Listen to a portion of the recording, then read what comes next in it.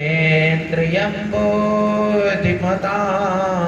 वरिष्ठं वातात्मजं वानरयोधमुख्यं श्रीरामदूतं शरणं प्रपद्ये।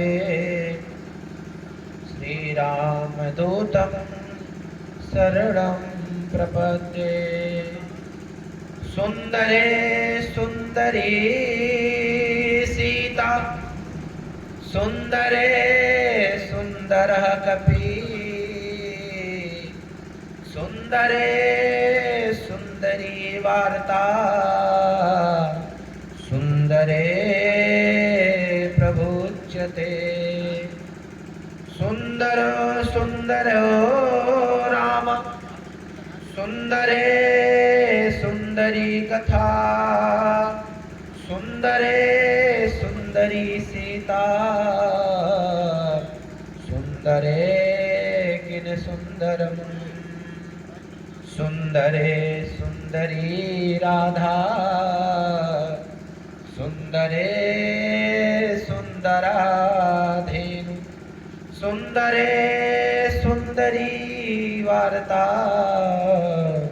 अतः सुंदर उच्यते।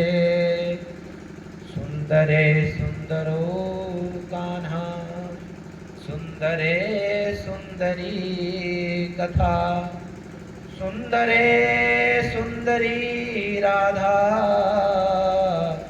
सुंदरे कृत सुंदरम कर्पूर गौरम करुणावतारम संसार सारम भुजगेन्द्रहारम सदा वसंतम हृदयारविंदे भवं भवानी सहितं नमामि। नारायणं नमस्कृत्य नरं चैव नरोत्तमं देवी सरस्वती व्यासं ततो जयमुदीरये। सच्चिदानन्दरूपाय विश्वोत्पत्त्यादिहेतवे तापत्राय विनाशाय श्रीकृष्णाय वयं नमः। कृष्णं नारायणं वन्दे कृष्णं वन्दे व्रजप्रियं कृष्णं द्वैपायनं वन्दे कृष्णं वन्दे प्रथासुतं। नमो देव्यै महादेव्यै शिवाय सततं नमः। नमः प्रकृत्यै भद्राय नियता प्रणतास्मः। ब्रज 84 कोश में चार धाम निज धाम वृंदायन और मधुपरी बरसाने नंदग्राम। वृंदाय से भर नहीं नंदग्राम सोनाम बंसी वटे से वट नहीं सो कृष्ण नाम सोनाम। माता पिता गुरु गणपति शारद शिव समेत शंभु मुनि नारद बंदौ प्रथम महीसुर चरना देववंद्र प्रतारति हरणा। वर्णानामर्थ संगानां रसानां छन्दसामपि मंगलानां च कर्तारो वन्दे वाणी विनायको वन्दे वाणी नायको। बोले श्री वृंदावन बिहारी लाल की, श्री सीताराम जी महाराज की, श्री पवनसुत हनुमान की, श्रीमद्भागवत महापुराण की, सत्य सनातन धर्म की, इष्ट देवता की, कुल देवता की, नगर बस्ती की जय जय श्री राधे जय जय श्री राधे। मंगलाचरण उपरांत हम अपनी कथा को आप सब जब भी कभी व्यास मंच से कभी भी कोई काम करने से अगर उपरांत हो तो सर्वप्रथम एक अपने मन से उन सारे इष्ट देवताओं का आह्वान किया जाता है। तो कथा के प्रथम दिवस में आपको ये बात एक सीख देके जा रहे हैं कि कोई काम करने के पहले कोशिश ये किया करें कि एक बार हम अपने सारे देवी देवताओं, कुल देवता, ग्राम देवता, स्थान देवताओं का एक बार आह्वान करें कि हम जो कार्य करने जा रहे हैं, हे प्रभु इस कार्य में हमको सिद्धि मिले, इस कार्य को आप अवरोध कोई उत्पन्न ना होए, इसलिए हम अपनी मन वाणी से इसको प्रार्थना करते हैं, जिसको मंगलाचरण बोलते हैं। आगे हम अपनी कथा प्रारंभ करें। सबसे पहले यहाँ इस गांव के क्षेत्र के समस्त कुल देवी देवताओं से आज्ञा अनुमति लें ताकि हमारी ऊपर उनकी अनुकंपा दृष्टि बनी रहे, क्योंकि ये गांव में अनुभवी लोग ज़्यादा होते हैं और इस व्यास मंच से अभी तो हम बड़े हमारा अभी तो 600 काल है इस कथा का बाबा, और इस 600 काल अवस्था में बहुत सी चीज़ें होती हैं। अब प्रथम दृष्टि ये है कि हम कथा सुनने बैठते हैं तो हमारी दृष्टि कैसी होनी चाहिए। अगर आप सकारात्मक वाली दृष्टि है तो आपको कथा में बहुत ऐसी बातें मिलेंगी जो सकारात्मक में, अगर नकारात्मक में है तो उसमें हर चीज़ में नकारात्मकता भरी रहेगी। ज़रूरी आज के समय ये है, जैसे कथा प्रारंभ करने के पहले हम आपसे बोले ये समाज कैसा है। अगर आप कहेंगे कि 10, 20, 30, 40, 50 अगला अंक बताओ, तो आप स्वभाव से बोलोगे ना कि 10, 20, 30, 40, 50 के बाद 60 आएगा, तो लोग कहेंगे नहीं 51 बोलना चाहिए था।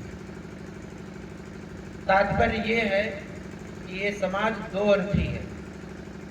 अगर उसको आप में अंदर कुछ सकारात्मक देखनी होगी तो सकारात्मक चीज़ें देख लेगा, अगर उसमें कुछ कमियां निकालनी होगी तो कमियां निकालेगा।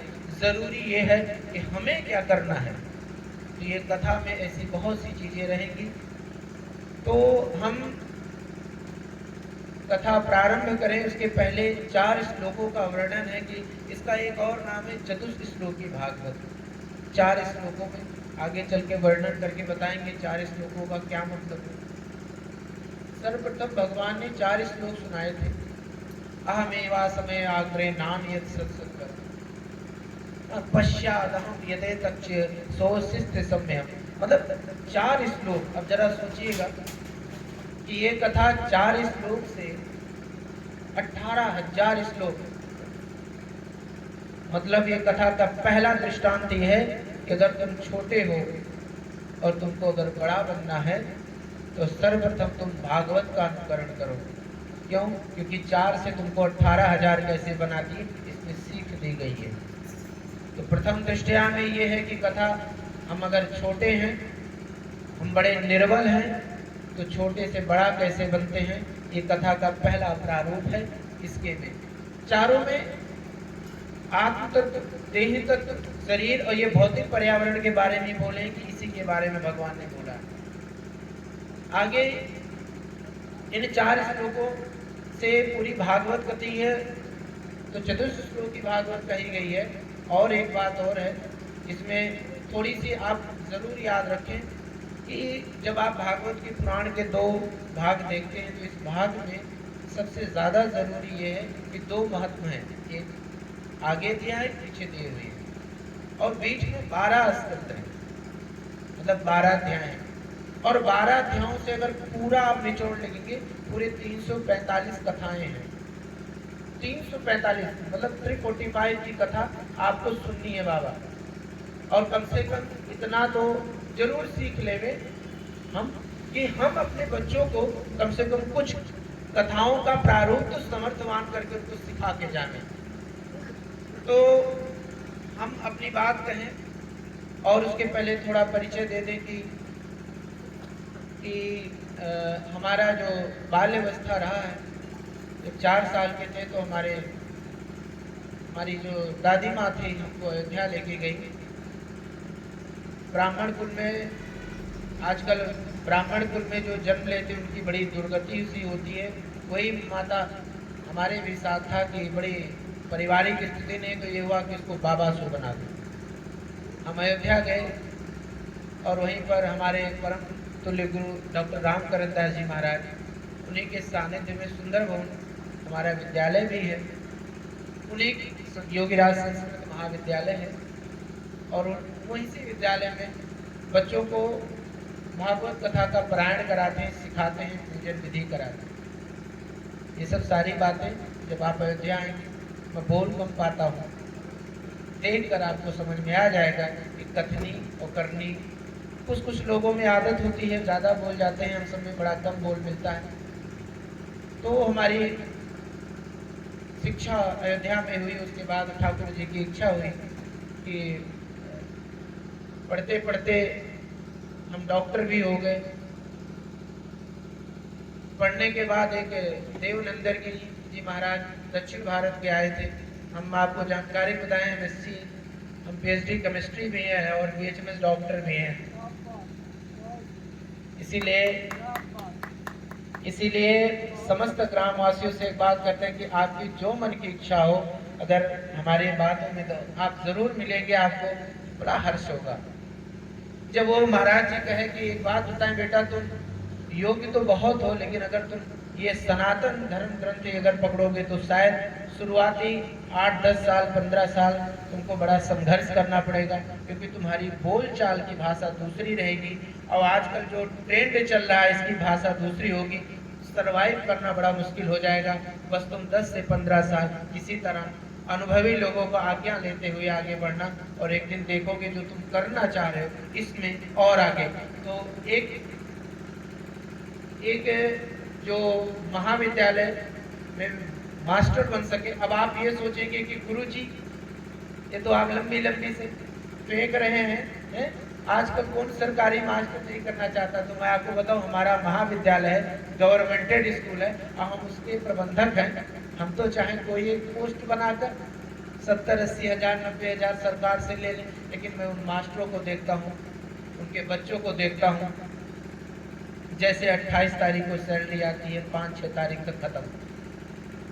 17 स्टाफ है हमारा विद्यालय का, और 17 स्टाफ में मास्टर को अगर खड़ा करते, बाबा आपसे सुखी कोई उसमें नहीं होगा, हाय रे लक्ष्मी लगी रहती। तो जब 4 साल का बच्चा जिसके आगे सामने कुछ ना हो, उसको क्या फिर मास्टर बनने की सोचेगा? वो कभी नहीं सोचेगा। कुछ ऐसे क्योंकि इच्छाएं मर जाती हैं।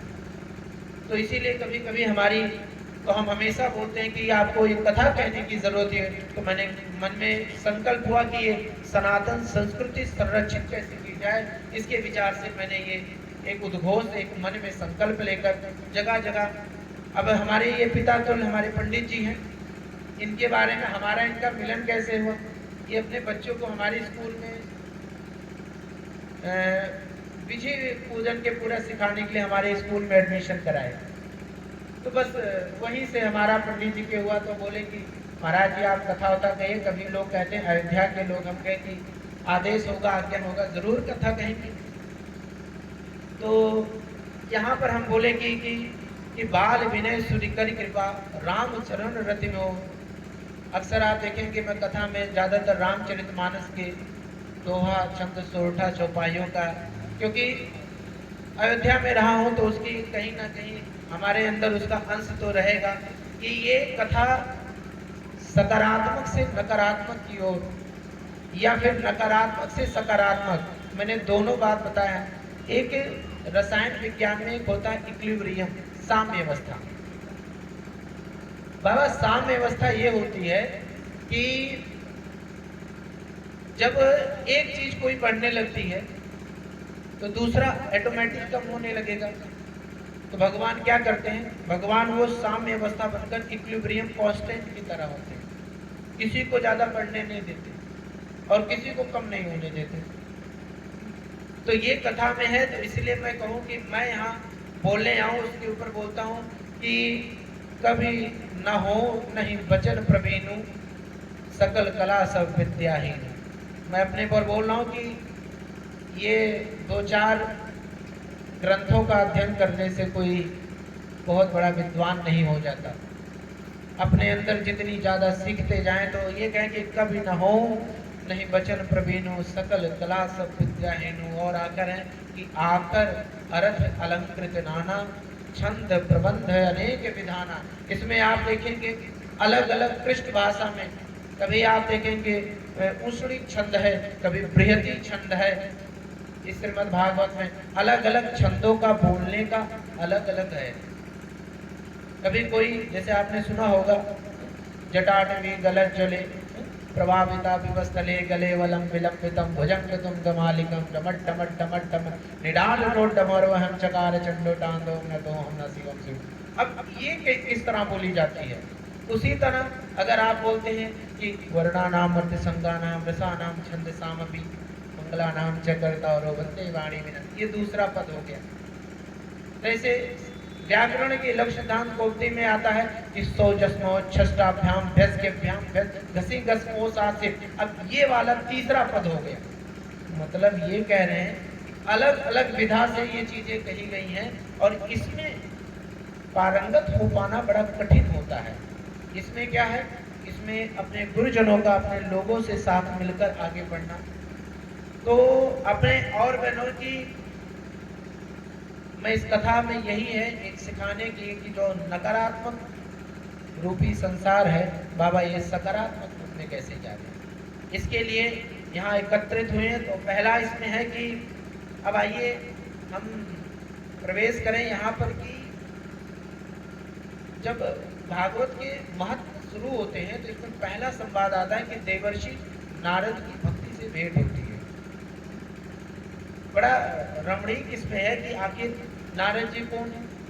अलग अलग धर्म शास्त्रों में आपने देखा होगा नारद ज्ञानम दिते नारदा, नारद ज्ञानम खंडते, मतलब अलग अलग है। नारद देव दर्शन, अलग अलग लोग ने अलग अलग बातें बताई हैं। लेकिन हमारा कहने का मतलब ये था कि कभी कभी नारद जी क्या है, नारद जी भगवान के सबसे करीबी माने। उनको ये बात है कि मैं सब कुछ इस दुनिया में, मैं सारा रास्ता खोल सकता हूँ। भगवान ने कहा अच्छा तुम सारा रास्ता खोल सकते हो, चलो इस कलयुग रूपी में एक रास्ता खोल के दिखाओ। तो उसी प्रपंच में है कि नारद जी भगवान का नाम सुमिरन करते हुए जा रहे थे, तब तक रास्ते में घूमते घूमते उनको भक्ति मिलती है। अब देखिए यहाँ पर प्रसंग ये है कि भक्ति माँ के 2 पुत्र थे, ज्ञान और वैराग्य। अब जरा दूसरा अर्थ इसमें ज्ञान वैराग्य थे भक्ति माँ के नारद जी। अब प्रसंग ये है कि भक्ति माँ बैठ कर रो रही हैं, अपने 2 पुत्र समान ज्ञान और वैराग्य को लेकर रो रही हैं। उनको क्या वो रो रही हैं कि अब देखिएगा ये कथा बड़ी क्रांतिकारी कथा है बाबा। क्रांतिकारी का पहला दृश्य ये है कि माँ अभी तरुणी है और जो पुत्र हैं वो बूढ़े हो गए। अब ये कथा यहीं से शुरू होती थी, ये कैसे है, ये भी मतलब आज के लोगों के लिए पहला है कि ऐसा भी आप देख लो कि अब एक माँ के लिए कितना कष्टकारी बात होगा कि वो अभी तरुणी मतलब यौवन अवस्था में है, उसके जो पुत्र हैं वो क्या हो जाए, वो बूढ़े हो जाए। तात्पर्य ये है कि ये जो मानसिक रूप की जो कलयुग है ना, इसके ऊपर ये दृष्टांत कथा है। नारद जी उधर से जा रहे थे घूमते घूमते, तो जब उन्होंने भक्ति माँ का ये रुदन देखा तो उसने मन में भाव आया कि अरे ऐसे कैसे हो सकता है? हम जैसे इसमें बोले हैं कि तुम तसल्ली ना दो सिर्फ बैठे रहो, रंग महफिल का सारा बदल जाएगा। दुख से तपता हुआ और सताया हुआ मेरा गिरता हुआ दिल संभर जाएगा। ज्ञान वैराग आए मेरे होश में, मेरे बेटों का जीवन सुधर जाएगा। संत दर्शन से जीवों को पातक न से और प्रारब्ध मेरा सुधर जाएगा।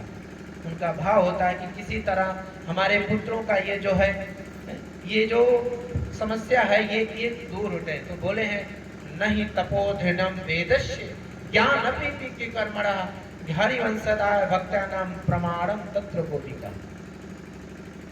तो व्योम वाणी तवेवान्ना भूता से कितमादिति उत्तमा सफले अस्ति भवस्ति मानस संशया। ये जो संशय है ये आपका जरूर। तो नारद जी बहुत प्रयत्न करते हैं और नारद जी का प्रयत्न पहला क्या हुआ कि वो अलग अलग धर्म ग्रंथों को पाठ कराना शुरू किए, सुनाना शुरू किए। जैसे जैसे धर्म ग्रंथों का पाठ सुनाना शुरू करते थे, उनके ज्ञान वैराग्य के जो पुत्र थे वो यवन होते जाए, उनका जो बूढ़ा शरीर था वो यवन रूप में पाठे, लेकिन जैसे पाठ बंद हुए तैसे चीजें क्या हो जाए, फिर से पूरे हो जाए। अब देखिए ये बड़ी, अब ये कथा समझा ये रही है आज के समय के लिए कि जब आप कोई, जैसे माता पिता आपको कोई मोटिवेट करते हैं तो तुरंत कहोगे यस कल से मैं बिल्कुल मैं ठीक ठाक करने लगूंगा। 2 दिन करेंगे, 3 दिन करेंगे, जैसे कुछ दिन करने के बाद सीधे फिर क्या हो जाएंगे, खत्म। मतलब आजकल आप देखते होंगे बच्चों को थोड़ा सा आप समझाइए, बच्चे तुरंत उसको बात को फॉलो अप करेंगे कि ठीक है पिताजी अब आज से मैं काम करूंगा। मैंने रूटीन करके टाइम टेबल बना लेते हैं कि कल से मुझे सुबह ये काम करना, ये काम करना, ये करना। आप देखेंगे 5 से 7 दिन के बाद वो सारा रूटीन उनका क्या हो जाता है, पूरा का पूरा खत्म हो जाता है। और वो फिर एक ही बात बोलते हैं, गुरुजी करते तो हैं पर हो नहीं पाता, बड़ा काम धाम है, ये सब है। ये कथा समझा रही है कि जो तुम बोल रहे हो ना ये पहले हो चुकी है। नारद जी समझाते हैं, उनके पुत्र फिर से गुरु हो गए, जैसे कथा बंद तैसे फिर से बूढ़े। फिर इसका क्या समाधान है? ये आज के हमारे में अभी जब हम कोई चीज सीख लेते हैं तो हमारे अंदर बड़ा भाव आता है कि नहीं हम अब यही करेंगे, लेकिन जैसे जैसे समय बीतने लगता है हम सब फिर से भूल जाने लगते हैं। तो जानते हैं इसका मर्म क्या है? तो उन्होंने अलग अलग रूपों में कहा, तो कहा नहीं कि काम करेंगे आप, अगर वास्तव में कोई चीजों को पालन करना है तो उसको एक निमित्त बनाइए। कथा तो देखिए, कथा में एक तात्पर्य है कि संस्कार सिखाया जाए। बाबा 7 दिन की कथा का अगर एक सार आपको ले जाइए तो किसी ना किसी आपके माध्यम से एक प्रयोजन होगा। आपने क्या सीखा, जरूरी नहीं कब किसका विचार बदल जावे, कब किसके विचार में। अब एक बात सही, जरा वही सोचिए, अगर पूज्य बात हो गुरुदेव जी हमको नहीं मिलते, एक उन्होंने शब्द नहीं बोलता तो आज शायद हम कुछ और करते। तो एक विचार से क्या चीजें बदल जाती हैं, ये भागवत का है। बाबा प्रयोजन आपका बस इतना है कि आपने जो आयोजन किया है ये सब एक अगर दृष्टि में देखेंगे तो कुछ नहीं है, लेकिन हो सकता है जाने अनजाने में इस कथा माध्यम से जो आप न सीख पावे, राह चलता हुआ कोई प्राणी एक बात समझ में आ जावे कि ये बातें हैं, हो सकता है आपके निमित्त वो उसका कल्याण हो जावे। तो ये कथा एक इसका भी संदर्भ देती है। तो श्रीमद् भागवत कथा का आयोजन आप देखेंगे इसमें 7 दिन का है, 1 दिन का भी है, 3 दिवस का भी है, 5 दिवस का भी है, 7 दिवस का है, 9 का है, 10 का है। आप इसमें देखेंगे 1 महीने का भी है। लेकिन चूंकि हम सब इतने कार्यशैली में अपने में उलझे हुए हैं कि एक नियोजन, एक समय नियोजबद्ध किया जाता है कि इस दौरान हम कथा का पारायण करेंगे। तो इस कथा पारायण से एक बात समझ में आएगी कि आपको इससे निमित्त बन जाएगा कि हो सकता है एक दिन समझने से कथा आपको ना समझ में आए। जब एक ही कथा बार बार लगातार करेंगे तो एक हमारी रेगुलर दिनचर्या बन जाएगी। उसी के माध्यम से तो ये कथा फिर नारद जी ने को बोध हुआ ना कि ये कथा कैसे होगी। तो महत्व की कथा कि नारद जी ने सर्वप्रथम ये श्रीमद् भागवत की कथा भक्ति माँ के बेटों को ज्ञान वैराग्य को सुनाया, उसके बाद उनका कल्याण हुआ। तो इसमें आखिर इस कथा में क्या थी? इस कथा में अंदर की जो नकारात्मकता है उसको दूर करने के लिए कथा बनाई गई। तो इसमें है कि आगे है पाठ में है कि ये कथा बोला गया है कि देवताओं को भी बड़ा सुलभ नहीं है, बहुत दुर्लभ है। प्रसंग आता है प्रथम अध्याय के कि काल व्याल मुख ग्रास प्राण है सब हे तवे श्रीमद् भागवतम शास्त्रम कलोकीर्ण भस्त। ये जैसे अंधकार हो है, जैसे सूर्य निकलता है बाबा तो अंधकार का नामो निशान मिट जाता है, ऐसे मनुष्य रूपी में जो अंधकार है आखिर इस भागवत कथा में, कथा मतलब कहानी, और कहानी ऐसी ऐसी कहानियां जो आप अपने समाज में, ऐसी कोई कहानी नहीं है बाबा कि आप कोई कहानी सुनाओ इधर से ना मिल जाए। तात्पर्य यह है कि हम भविष्य नहीं देख सकते, भविष्य के रूप में हमको कुछ इसमें बातें लिखी गई हैं कि जो तुम करना चाहते हो। अच्छा जरा परिदृश्य देखिए, नारद जी का इसमें आता है, कहते हैं श्रीमन नारायण इधर गायब उधर पहुंचे, यहां से गायब होकर वहां पहुंच गए। आप जरा सोच के देखिए, विचार करिए कि 100 200 साल पहले या और फिर हम जाए 300 साल 400 साल पहले, अगर आप किसी व्यक्ति के सामने बाबा बोलते कि एक लोहे का विमान 2-3 टन 4 टन आकाश में उड़ेगा, लोग आपको डंडे से मारते, अरे लोहा कैसे उड़ा रहा है। लेकिन पुष्पक विमान की बातें तो पहले से की गई। आज की जानते हैं दुर्गति क्या है? हमारे बच्चे जो हैं, जो अंग्रेजी माध्यम में और जो आजकल मॉडर्नाइजेशन चल रहा है, उसके चक्कर में क्या है ना, इसको क्या बोलते हैं, अरे ये तो पंडित जी करेंगे। इसको अपना नहीं धारण करने की कोशिश करते हैं कि नहीं, अरे ठीक है, आप जो पढ़ना हो, जो आपको करना हो, 2-4 श्लोक तभी तो पता चलेगा कि वो पंडित जी क्या बोल रहे हैं, नहीं पता नहीं चलेगा। तो आज की सबसे बड़ी इस कथा का ये भी बाबा संदेश है कि कम से कम कितना भी मॉडर्नाइजेशन आप हो जाओ, कम से कम अपने बच्चों को सिखाओ इसको। बड़ी दुर्गति है इसकी। हम जानते हैं हमारे विद्यालय में बच्चे आते हैं, 3 महीना पढ़े, गुरुजी पूजन बता दीजिए, गौरी गणेश का पूजन कराना सीख दे, कलश वरुण देवता का, सप्त मातृका, खोडस मातृका, सर्वतोभद्र, ये सब सारी पूजा करते, गुरुजी अब हम विद्वान हो गए, प्रणाम, चल दिए। ऐसे विद्या आएगी क्या?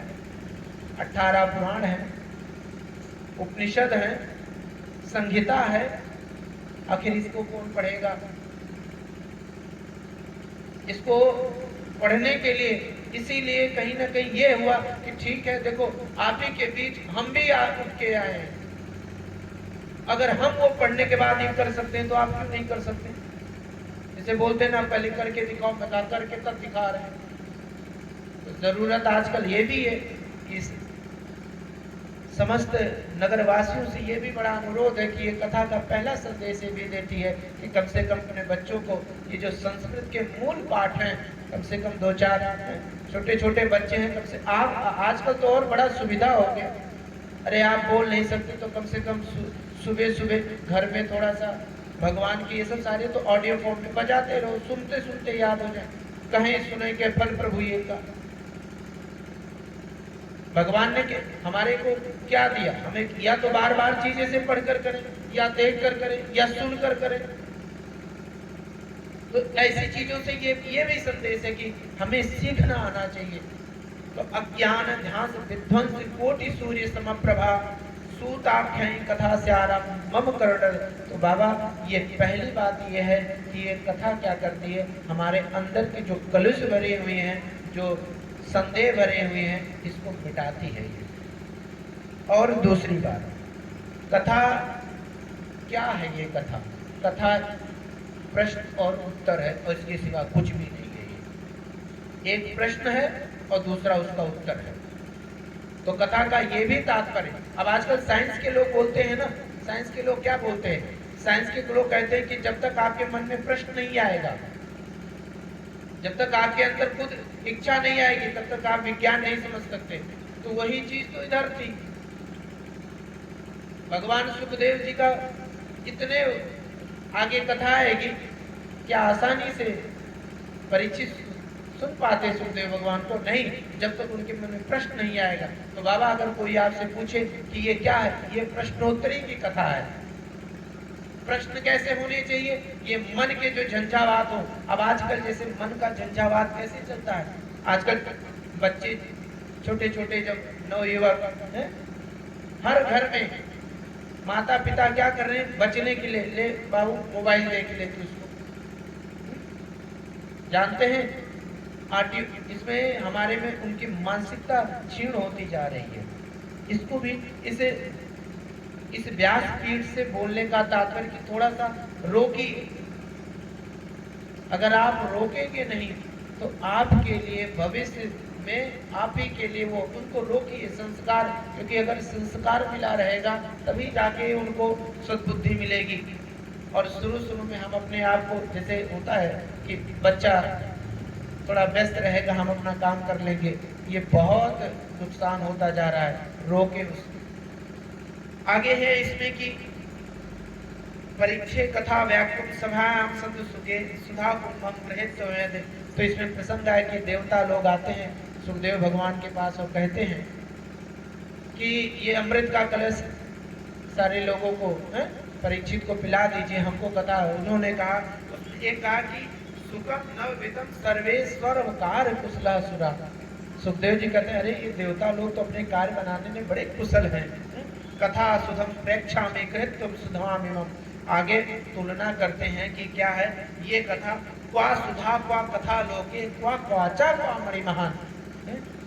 तुम ये अमृत, अब देखिए अमृत को भगवान सुखदेव ने क्या कर दिया, तिरस्कार कर दिया, हटा दिया कि नहीं। अच्छा एक बात जरा सोचिए, मन में विचार कर कर देखिए कि लोग कहते हैं अमृत पीकर हम अमर हो जाएं, सोचते हैं ना। और उसी अमृत को ये सुखदेव भगवान क्या कर रहे हैं, ये कांच के समान है, हटाओ इसको, कथा के बराबर। जरा आप विचार करिए, अगर बाबा आपको सब कुछ समृद्धि मिल जाए, सुख समृद्धि पूरा हो जाए, तो जानते हैं क्या हो जाएगा, आपको ये जीवन नीरस लगने लगेगा। मानव शरीर की सबसे बड़ी उपलब्धि यही है, सबसे बड़ी, कि यहाँ पर क्या है, आगे क्या होने वाला है ये आपको पता नहीं, और इसी में रोमांच है, यही जीवन है। कुछ लोग सोचते हैं, मन में विचार करते हैं कि अगर हम भविष्य देख लें तो क्या होगा। नहीं, अगर आप भविष्य भी देख लोगे तो क्या पूरे जग में पूजे जाओगे, सब लोग आपको देखेंगे, कुछ समय अच्छा लगेगा, लेकिन कुछ समय बाद आपको ये जीवन फिर से बेकार लगने का। क्यों? क्योंकि जीवन का उद्देश्य ही क्या है, आपको पता नहीं अगले क्षण क्या होने वाला, उसी में तो रोमांच है। हमें नहीं पता है कि आगे क्या होने वाला है। तो इसीलिए बोलेंगे कि अगर आप अमर हो जाएं, आप कभी मरे भी ना, तो आपको वो जीवन, वो चीजें हमेशा क्या लगेगा, दुर्भाग्यपूर्ण लगेगा कि ऐसे जीवन से क्या फायदा, पड़े हुए हैं। क्यों? क्योंकि अपने लोगों को जब आते जाते देखेंगे, जरा आप सोचिए कि अगर आप अमर हो जाएं, आपके बच्चे, आपके नाते पोते जो आगे हैं आपके सामने छीड़ होते जाएं, तो अब दृश्य देखिए कि आपको कैसा लगेगा। ऐसे देवताओं में इसीलिए तुलना की है भगवान कि नहीं, ये भागवत की कथा ये बता रही है बाबा आगे क्या होने वाला है, हमको भी नहीं पता, आपको भी नहीं पता। तो फिर क्या है, इसलिए संतुलन बनाए रखें, मन का एकदम तैयार बैठे कि देखो कुछ भी होगा, जो भी कुछ होगा उसको देखेंगे, अच्छा होगा तो आनंद करेंगे, थोड़ा दुख होगा तो चिंता व्यक्त करेंगे। उसके बारे में ये कथा ये भी बता रही है कि राजा मोक्षम तदा वीक्षा पुराधानि विस्मिता सत्य लोके तुलाम बद्ध्वा देशाजना। तदा ऋषि गणा सर्वे विषयम परम व्यायु मेनिरे भवक्त शास्त्रम भगवतम कलो। देवर्षि नारद जी ने ये प्रसंग जब सुनाते हैं तो उसमें अलग अलग में पाया है कि अलग अलग जगह घूमने बोलेगे कि हम तो पृथ्वी म्यातो ज्ञात्वा सर्वता मृति पुष्करम च प्रयागम च काशी गोदावरी तथा हरिक्षेत्रम कुरुक्षेत्रम श्रीरंग सेतु बंधनम एवादिषु तीर्थासु भ्रमणामि स्थितः। अलग अलग जगह जाते हैं। भो साधो क्षणम तिष्ठ, तब उनको जाते हुए भक्ति में अरे रुको रुको साधु जी कहाँ जा रहे हो, बच्चों को है। तो उसमें एक बात आती है, कहते हैं कि अहम, कहते हैं तुम कौन हो, तो वही बोलते हैं अहम भक्ति रीति ख्याता इमो में तनयो सुतु, मैं भक्ति हूँ, ज्ञान वैराग्यो न मानो काल योगेन जर्जरो, काल योगेन की माया से बूढ़े हो गए हैं, इनको निकाला है। अपना परिचय भी बताएंगे। उत्पन्ना धर्मणे साहम वृद्ध कंटा गए कते, बोलती हैं कि अलग अलग जगहों से मेरा जन्म स्थान कहीं और है, पढ़ाई मैंने कहीं और की, कर्म कहीं और कर रही हूँ, और घूमते घूमते जब मैं अलग दुर्बला हम चिरम यात्रा पुत्र हम सहमंद्रा वृंदावनम पुनः प्राप्त नवीतम तुम रूपणे, वृंदावन में आई हूँ और यहीं पर अपने पुत्रों की निजात पाना चाह रहे थे। नारद जी बोलते हैं देखिए ज्ञान आप ही पश्यामी सर्वमेता नगे विस्मादशे में कल्चान्य में कर, बोलते हैं कि ये तो छोटी बात है, हम तो इसको बहुत आसानी से सही कर देंगे। श्रृणु वासते युगे दरुणाम ते मनिवता तेन लुप्ता सदाचार्यो वादयो, बोले कि हम तो बिल्कुल माता आप बिल्कुल चिंता मत करो, हम आपके ज्ञान वैराग्य को बिल्कुल ठीक कर देंगे। कथम आगे बोले वृंदावरस संयोगा पुनम तरुणो धनम वृंदावनम तेने तनुरुक्तम यत्र में, अलग अलग वृंदावन में जब धर्म ग्रंथों को पढ़े, जब कल्याण नहीं मिला तो उनकी स्तन मार्ग जागी कि नहीं, ये जो ज्ञान वैराग्य है ये शरीर से जज बूढ़े नहीं है, ये मन रूपी से बूढ़े हैं। तो इनको क्या करना पड़ेगा, इनको श्रीमद् भागवत महापुराण का पाठ कराना के सुना। तब वहाँ में नारद जी ने प्रथम बार भक्ति को ये ज्ञान वैराग्य की कथा सुनाई। उसके बाद उनके ज्ञान वैराग्य अपने यवन पुरुष में आए। से ये प्रथम और द्वितीय अध्याय में बाबा मंगलाचरण के ये बात की है। अब एक सबसे ज्यादा प्रसंगकारी कथा आती है कि आखिर ये कथा महत्व में आती है कि धुंधकारी की कथा आती है कि आखिर ये धुंधकारी क्या है। और जो चतुर्थ अध्याय है गोकर्णोपाख्यान है कि अब इसमें आत्मदेव की कथा है कि एक तुंगभद्रा तटे पूर्वम भूपति मां में पुत्रम यत्र वर्णास्व धर्मेण सत्य कर्मणा। तुंगभद्रा नदी पर एक ब्राह्मण परिवार रहता था और उस ब्राह्मण परिवार का नाम आत्मदेव। और देखिए सबकी कुछ ना कुछ इच्छा होती है, तो बहुत से प्रयत्न कर लिए। उनकी भी एक बड़ी इच्छा रहती थी कि उनके घर में कोई संतान नहीं था। तो इसमें है कि दान भोगो नाशस्त्रो गतयो भमंत वितस्तया यो न ददाति ना भोक्त्यम तस्य तृतीयाति गर्वति दानेना पारणम कृष्णा श्रोतम श्रुतेन कुंडले विभाति कार्य करुणा परुणाम परोपकारण। हर लोगों की एक मन में होती है कि क्या क्या किया जाए जब घर में कोई संतान नहीं होती है। तो वही दशा आत्मदेव की रहती है कि हमारे घर कोई संतान नहीं है, क्या किया जाए। अलग अलग लोगों से, संतों से, गुरुवचनों से मर्म खोजते हैं, उपाय खोजते हैं।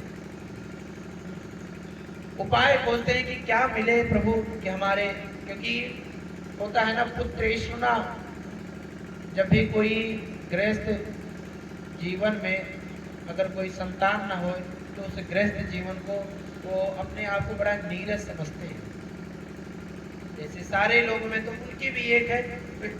एक बार में एक संत मिलते हैं और संत जी से अपनी व्यथा बताते हैं, समस्या बताते हैं कि तो वो गुरुदेव जी बोलते हैं उनके कि क्या करोगे, पुत्र पाकर क्या करोगे, कि अगर पुत्र हुआ भी ना तो पता है कि अच्छा सदाचारी होगा कि दुराचारी होगा। तो बोले अरे प्रभु किसी भी तरह कृपा करके अगर हो जाते कोई भी पुत्र, बोले अगर मान लो दुराचारी हो जाए तो कहे कोई बात नहीं, तो भी हम कहे कि गुरुदेव बहुत तरीके समझाते हैं उनको कि देखो जो है सो ठीक है, ज्यादा किसी चीज की नहीं। अब जैसे होता है ना कि थोड़ा सा आप देखिए किसी से आप कुछ मांगने जाइए और मांगने में वो थोड़ा सा आपके प्रति बहुत ज्यादा मना ना करे, थोड़ा सा शांत हो जाए, तो आप उससे क्या बोल देते हो, जिद करने लगते हो। जिद करने लगोगे अलग अलग कि नहीं प्रभु किसी तरह हमारा ये कार्य करा दीजिए। तो वो संत बोलते हैं कि पुर ग्राम वासा कुलहीन सेवा कुल भोजनम क्रोधमुखी च भार्या मूर्खस्य पुत्रो विधवा च कन्या बिना अग्नि न सत्यो प्रद। अलग अलग उनको सुनाते हैं कि सुनो ब्राह्मण देव, कुछ कार्य बताते हैं कि अगर बुरा गांव बस जाए और कुलहीन की सेवा, तीसरा है कि अगर खाना आहार हम बुरा ले में, और चौथी बात है क्रोधी स्वभाव की पत्नी मिल जावे, और पांचवी बोलते हैं ना कि मूर्ख पुत्र, और छठी बात होते हैं कि विधवा कन्या। ये बोले गए हैं ये 6 चीजें जो होती हैं वो जीवन भर छाती पे समान हमारे जाती हैं, ये 6 चीजें नहीं होनी चाहिए। वो गुरुदेव उनको ज्ञान दे रहे हैं ना। तो अब फिर इसमें 2 बातें आई कि सप्त जन्म विधि। तो देखिए जब अलग अलग दृष्टि से अलग अलग बात जब नहीं समझ में आता है तो एक है कि मन में रामचरितमानस की एक बार भूपति मन माही भय गणानि मोरे सुत नाही, वही हाल आत्मदेव जी की थी। संत बार बार मना है कि जब गुरु के पास जाइए। अब देखिए यहाँ पर एक और आया, गुरु जिसको बनाया जाता है उसके निमित्त एक बात ये होनी चाहिए आपके अंदर कि अपनी बातें जो हो कि निज सुख दुख सब गुरु ही सुनाओ। ये सीख दे रही है कि आपके मन में देखिए विचार लेना हो जिसको आप वर्ण करिए गुरु का ना, अपनी सारी बातें उससे कहा करिए। जब आप उससे कहेंगे ना तो वो क्या करेगा, उसका मार्जिन निकालेगा और उसकी बात मानकर आप करिए कि गुरुदेव ने कहा। तो जानते क्या हो वो कार्य बड़ा वो होता है। अब देखिए 2 बातें हो गई इसमें कि गुरुदेव ने कुछ कहा, अरे गुरु जी ज्यादा जानकार नहीं थे वैसे बोल दी, विचार आ गया, सही बात है। अपनी बुद्धि से आपने बोला ठीक है गुरुदेव जानकार नहीं, लेकिन कभी कभी कोई शुरुआत में जो आप कार्य करते हैं जरूरी नहीं है। जैसे अभी बच्चे को सिखाया जाता है, चाणक्य में बोला गया कि 15 साल के बच्चों को आप पीटने में कोई कसर मत छोड़ो। 15 ईयर जब तक बच्चा 15 साल तक। अच्छा कहते क्यों ऐसा बोला गया, क्यों कहा गया कि जब तक 14-15 साल के बच्चों को अगर पिता उनको दंड देना मारने पीटने में कसर कर दे रहा तो बहुत बुरा होगा। जैसे गलती है क्यों, क्योंकि 15-16 साल तक बच्चों में टेस्टोस्टेरोन हार्मोन अपने एग्रेसिव मोड में नहीं होते। यौवन अवस्था की जो हार्मोनल विकृतियां वो नहीं आई होती हैं। मतलब बच्चे को आप डांटेंगे मारेंगे, कुछ समय रोएगा, बाद में फिर आपके पास आ जाएगा। और 15-16 के बाद मना किया गया है। अब अपने बच्चों को भाई मतलब अपने समकक्ष के समान व्यवहार करो। क्यों बोला गया, इसीलिए बोला गया क्योंकि अब उसके अंदर जो हार्मोनल ग्रोथ है अब वो है, अगर अब बोलोगे मारोगे तो वो तुरंत हाथ उठा के मार देगा, इसलिए अब रोका गया है। अब आप गलती क्या करते हैं, 15 साल तक तो दुलार करते हैं, हाँ बाबू बाबू गलती मत करो गलती मत करो। और जब 17, 18, 19, 20, 22 साल का हो जाता है तो तुम कहते हो मैं तुम्हारा बाप हूँ, तो मेरी बात नहीं मानोगे, अभी डंडे उठाकर पीटूंगा। अब उस समय बाबा भागवत कहती है कि उस समय अब आपको नहीं बोलना चाहिए। अच्छा बात बताइए, 4 आश्रम बनाए गए, 4 आश्रम बनाए गए ना। पहला बोला गया कि एक, देखिए पहले की आयु जो होती थी बाबा 100 साल की होती थी, तो बोलेंगे एक काम करो 100 वर्षों में 4 आश्रम बनाए गए। पहला आश्रम क्या था? ब्रह्मचर्य। ब्रह्मचर्य में क्या बोला गया कि अगर आप 25 वर्षों तक क्या कर रहे हैं? विद्या अध्ययन कर रहे हैं, ब्रह्मचर्य का पालन कर रहे हैं, तो जानते हैं क्या होगा अब? तो ब्रह्मचर्य का पालन करने के वही का परिणाम है कि जब तक हमारी जो 25 वर्षों की पढ़ाई का दौरान चलते गए, आप देखेंगे कि अलग अलग चीजें हमको मिलती गई, क्योंकि वो ब्रह्मचर्य का पालन होने लगा इन सब चीजों में। अब दूसरे में गृहस्थ आश्रम बोला गया कि अब जब आपकी विद्या अध्ययन हो चुकी है तो गृहस्थ में जाइए, और उसके बाद फिर देखिए गृहस्थ के बाद फिर बोला गया कि अब क्या हो जाए? वानप्रस्थ हो जाइए। अच्छा देखिए, 4 आश्रमों को अगर वर्णन करिए तो 25 वर्षों तो बच्चों को शिक्षा दीजिए, सिर्फ शिक्षा और कोई मतलब नहीं। 25 वर्षों के उपरांत गृहस्थ आश्रम में प्रवेश हो जाए, 25 से 50 वर्ष। और जानते हैं अब शुरू होती है तीसरा पड़ाव। तीसरा पड़ाव में जानते हैं, तीसरा पड़ाव ये कहता है वानप्रस्थ हो जाना। वानप्रस्थ मतलब बाबा ये हो कि घर के कामों को बच्चों पर छोड़ दो, और क्या है थोड़ा नजदीक वजदीक में कहीं किसी आश्रम पे, कोई मंदिर, कोई मठ में चुपचाप पड़े रहे और वहीं से अपने घर का मूल्य हमेशा निरीक्षण करते रहे। और बेटा सब ठीक है, कभी कभी आ जाओ, ये वानप्रस्थ बोला गया। और जानते हैं 75 के बाद क्या बोला गया? इसमें बोला गया कि अब क्या हो जाओ आप? वैराग्य, वनगमन, छोड़ दो अब सब। इसका मतलब जरा सिद्धांतिक तर्क देखिए। सिद्धांतिक तर्क यही कह रहा है कि 75 वर्ष बाद आपको बीमारी जरूर होगी। अब अगर बीमारी अगर होगी तो बच्चे जरूर परेशान होंगे, और अगर बच्चे आप में परेशान होंगे अपना कार्य कैसे कर पाएंगे?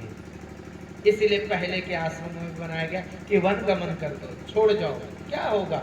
मरना तो एक दिन नहीं, जो अपना जीव जंतु कहीं अपने विचर रहे, इससे क्या होगा? परिवार नहीं टूटता।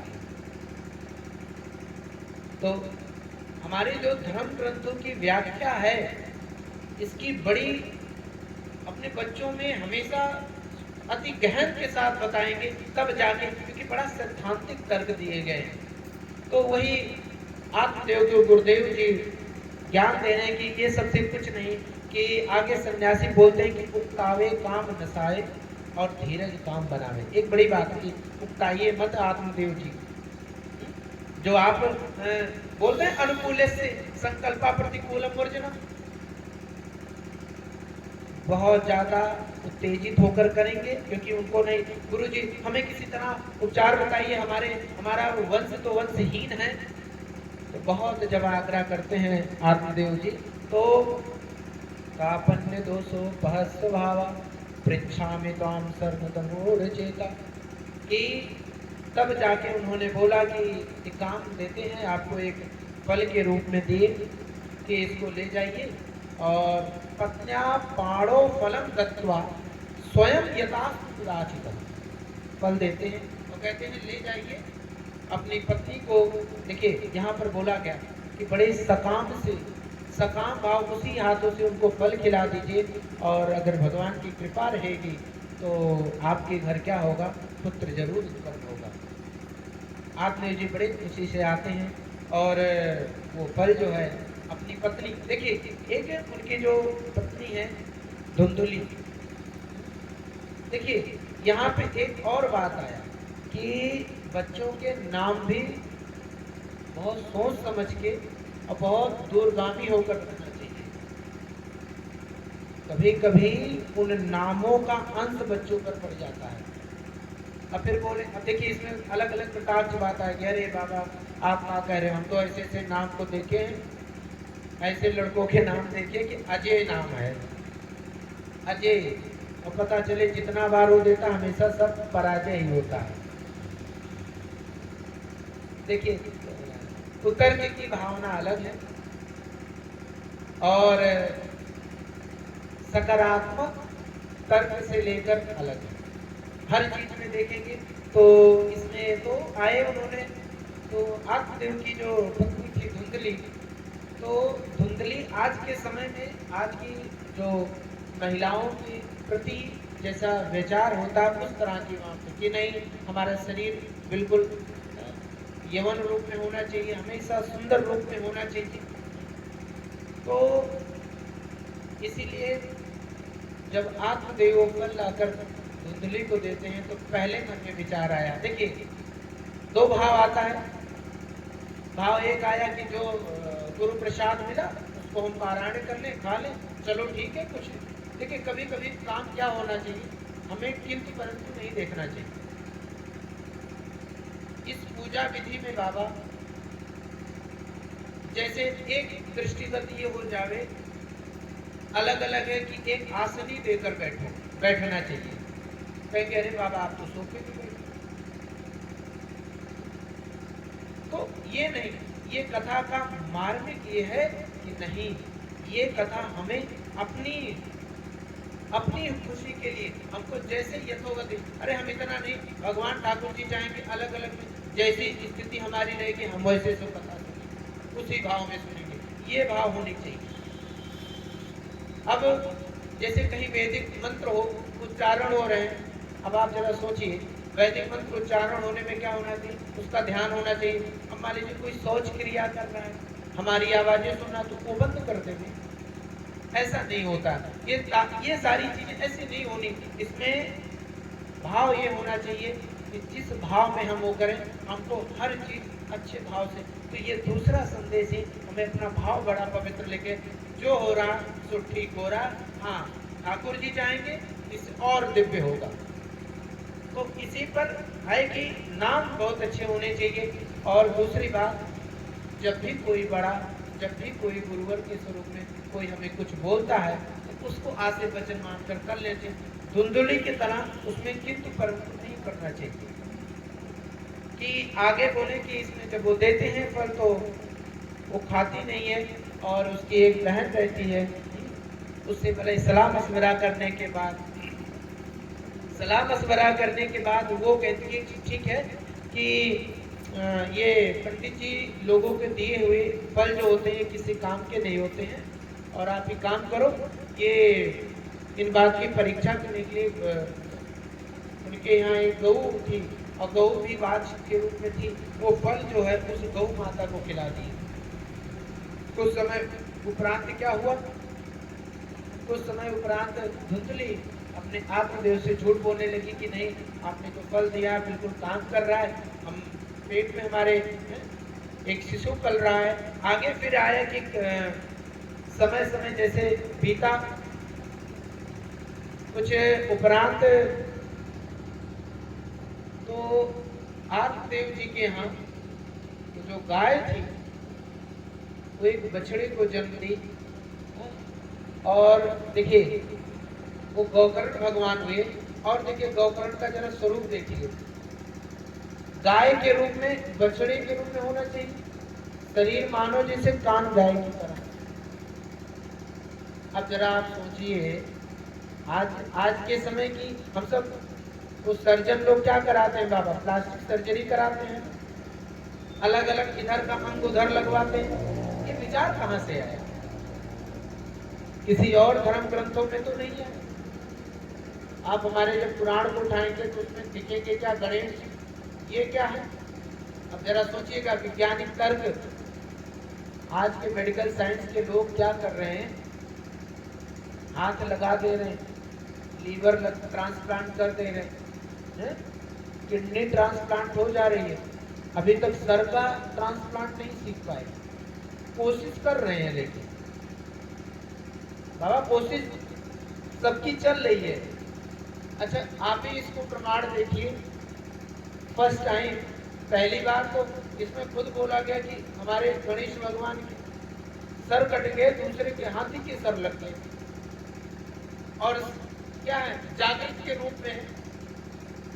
मतलब ये संदेशा दे रहा है कि तुम्हारी मेडिकल साइंस की स्टडी है,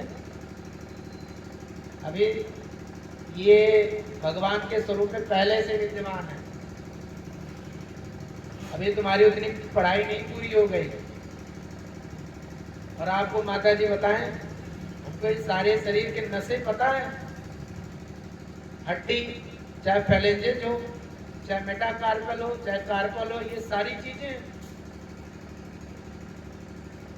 तो नीट की परीक्षा आपने सुना होगा, कक्षा 12 के बाद, तो वही देकर मेडिकल साइंस से तब डॉक्टर बने। इसलिए हमें कौन सी रिपोर्ट क्या देखनी है, कौन से में क्या है, बिल्कुल जब मंच से उतरेंगे आप बिल्कुल दिखा के आप अपनी बात को समझेंगे कि महाराज जी ठीक ठाक बोल रहे हैं कि नहीं। ब्रेन का ये चाहे एटलस खून हो, चाहे कोई चीज हो, तो वही आज तक मेडिकल साइंस की है। मैं बार बार कहता हूँ कि इस धर्म ग्रंथ में ऐसी बातें हैं, ऐसी कथाएं हैं कि इसको अब मनन करने की जरूरत है। और ये मनन है तो वही है कि गोकर्ण भगवान जो हुए, तो गोकर्ण भगवान हुए कान सिर्फ गैया की तरह। अब अलग अलग संतों का वर्णन आता है कि जो ज्यादा सुने तो इसीलिए। देखिए, हम तार्किक विषय की बात नहीं कर रहे, तर्क लेंगे तो एक एक बात में मैं आपको इस बात की प्रमाण देता हूँ कि 2-4 श्लोक पूरे 3-4 घंटा व्याख्या करते करते निकल जाएगा। लेकिन समय की पाबंदता भी हमें निभानी है।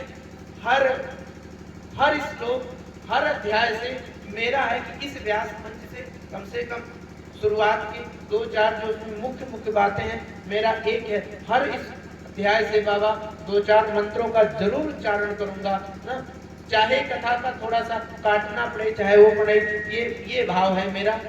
तो इसमें है कि जब नामकरण का आया तो आदिदेव ने नामकरण किया उस बालक का और नाम रखा गोकर्ण।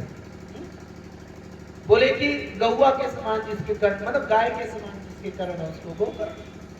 ये भी बोले कि गऊ गाय माता से उत्पन्न हुआ, इसलिए उसका नाम गोकर्ण। और तो जब उस पुत्र का नाम आया तो वो जो धुंधली होती है बोलती नहीं, ये मेरा पुत्र है, ये मेरा पुत्र है, इसका नामकरण नहीं करूंगी। तो मैं हूँ धुंधली और मेरा पुत्र रहेगा धुंधकारी। ये कथा उन महिलाओं के लिए भी बड़ी प्रेरित है कि आप घर में कोई चीज जिद करा के ना करें, कोई चीज जिद स्वरूप में मत करावें। आपसी में सलाह मशवरा होना चाहिए। जब अगर दोनों लोग सलाह मशवरा कर कोई चीज करते हैं तो आप जरा देखिए, मैं इतना अनुभवी भी नहीं हूँ ना, मुझे इतना पारिवारिक दृष्टि का ज्ञान है। मैं इस कथा का है कि घरों में कोई एक बात पे न पुरुषों के लिए बोला गया है न महिलाओं के लिए, अक्सर ये बड़ा मतभेद आपस में रहता है। और ये मतभेद मिटाने वाली कथा आत्मदेव है कि मतभेद नहीं होना चाहिए, आपस में हमारा मन मिला रहना चाहिए। तो तीसरी ये भी है कि इसमें हमें अपने घर का, अगर ये कथा चिल्ला कर बोलती है घर में अगर समानता है, अच्छे है, तो महिला और पुरुष दोनों लोग को एक साथ मिलकर काम करना चाहिए। हर बात में उनसे चर्चा करनी चाहिए और उस चर्चा में अपनी हामी और उसमें उनकी सारी बातें, तो आप देखेंगे ऐसे परिवार में बड़ी सदगति होती है। और जहाँ पर देखिएगा दोनों बात है, जहाँ पर एक लोग चलते हैं, चाहे महिला चलती हैं चाहे पुरुष चलते हैं, तो आप देखेंगे कुछ समय तो परिवार बहुत भले आगे बढ़ेगा चढ़ेगा, लेकिन एक समय बाद उसका विघटन शुरू होने लगता है। और जानते हैं जब अकेले कोई जब आगे लेके बढ़, जैसे मेरे महाराज जी कहते हैं कि हमने गड्ढा खोद कर पानी पिया है। तर्क ये है कि जब आप कोई काम करते हैं तो उनका ये होता कि नहीं हमने काम किया। तो वही जो धुंधली थी अपने पति की बात ना मानकर वो कहती है नहीं ये मेरा पुत्र है तो इसका नाम धुंधकारी होगा। तो इसी पर है गोकर्ण पंडितो ज्ञानी धुंधकारी महाखला। समय समय बीतता गया, दुलार में पड़ा हुआ बालक, ये भी बच्चों के लिए प्रथम अध्याय, प्रथम दिवस में ये पहली है कि अपने बच्चों में संस्कार बनाइए। और अगर संस्कार नहीं बनाए ना तो धुंधकारी के रूप में पैदा हो जाएगा। अब अगर धुंधकारी के रूप में पैदा हो गया, दुलार में पाला गया था ना, कोई कमी नहीं थी, पंडित जी थे, बड़े अच्छे पंडित जी थे। अगर ऐश्वर्य, आराम, सब कुछ उसको मिलता गया, सब कुछ हुआ, धीरे धीरे धीरे धीरे धुंधकारी जो है चोरी करने लगा। फिर अलग अलग जैसे होता मन के बढ़ाने की वजह से किसी का घर फूक देवे कुछ, तो बंद तो आम तो समीचीनम को पुत्रो दुखदा था। अब आत्मदेव जी को वो संत की बात याद आने लगी कि वो संत ने बोला था, है? कि पुत्र की इच्छा इतनी क्यों कर रहे हो? अगर पुत्र गड़बड़ हो गया तो भी दिक्कत हो जाती है। तो वही इसमें बोला कि कुपुत्रो दुखदायक। घर में अगर कहीं कुपुत्र हो जाएंगे तो दुख नहीं, महादुख हो जाता है। क्वा तुष्टम क्वा गच्छामि को में दुखतम देवतम। अब कहते हैं कहाँ जाएं, क्या करें, कुछ नहीं समझ में आ रहा है उनको। इस प्रकार बोलने लगे कि आपने इस प्रकार जीने से अच्छा तो मर ही जाना। जब बहुत ज्यादा काम घर में, देखिए दो चीजें होती हैं, एक समय के बाद हम क्या करने लगते हैं, समझौता करने लगते हैं। कुछ समय तक आप अपने बच्चों या और लोगों को समझाएंगे, लेकिन कुछ समय बाद क्या करने लगेंगे बाबा, समझौता करने लगेंगे।